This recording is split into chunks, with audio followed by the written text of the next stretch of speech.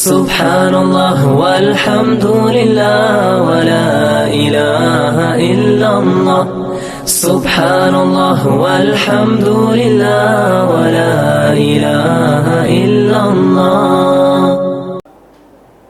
سورہ نساء آیت نمبر 153 154۔ اعوذ باللہ من الشیطان الرجیم بسم اللہ الرحمن الرحیم۔ يسألك أهل الكتاب أن تنزل عليهم كتابا من السماء فقد سألوا موسى أكبر من ذلك فقالوا أرنا الله جهرة فأخذتهم الصاعقة بظلمهم ثم اتخذوا العجل من بعد ما جاءتهم البينات فعفونا عن ذلك وآتينا موسى سلطانا مبينا ورفعنا فوقهم الطور بميثاقهم وقلنا لهم ادخلوا الباب سجدا وقلنا لهم لا تعدوا في السبت وأخذنا منهم ميثاقا غليظا۔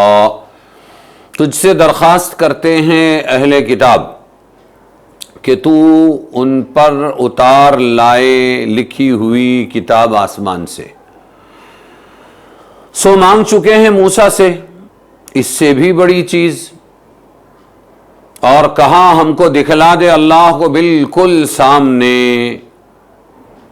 تو آ پڑی ان پر بجلی ان کے گناہ کے باعث۔ پھر بنا لیا بچھڑے کو بہت کچھ نشانیاں پہنچ چکنے کے بعد۔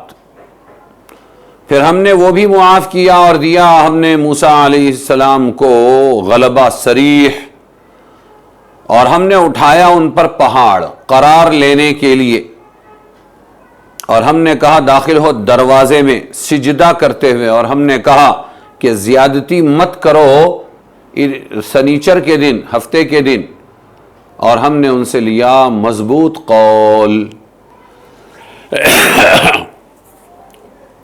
یہود کی بد اعتقادیاں اس سے پہلی آیتوں میں مذکور تھی۔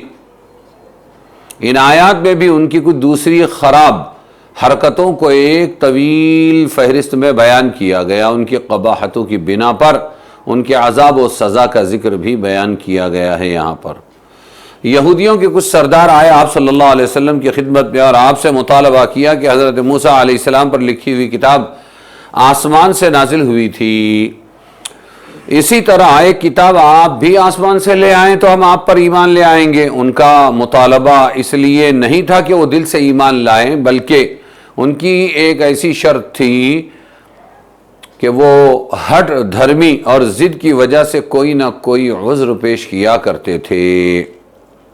اللہ تعالیٰ نے یہ آیت نازل فرما کر حضور صلی اللہ علیہ وسلم کو حقیقت حال سے آگاہ فرمایا اور ان کی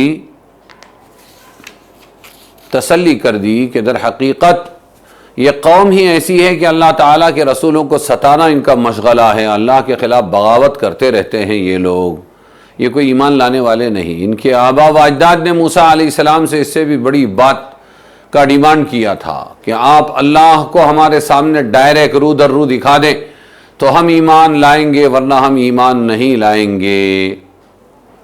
اس کے باوجود ہم نے ان کو معاف کر دیا تھا، اور موسیٰ علیہ السلام کو ہم نے ان پر غلبہ دیا تھا۔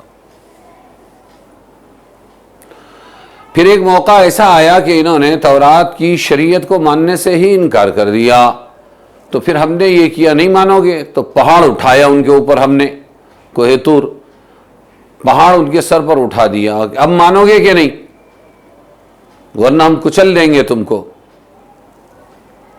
تو انہوں نے کہا ہم مانیں گے۔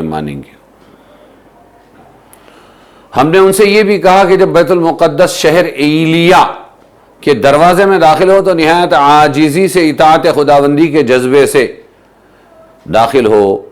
یہ بھی ہم نے ان سے کہہ دیا تھا کہ سنیچر کے روز مچھلیوں کا شکار نہ کھیلو، یہ ہمارا حکم ہے، اس سے روگردانی نہ کرو، اس کو مانو۔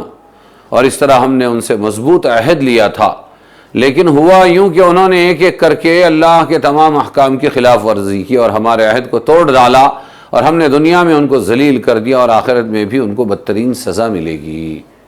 یہ بتلایا گیا ہے ان آیتوں میں۔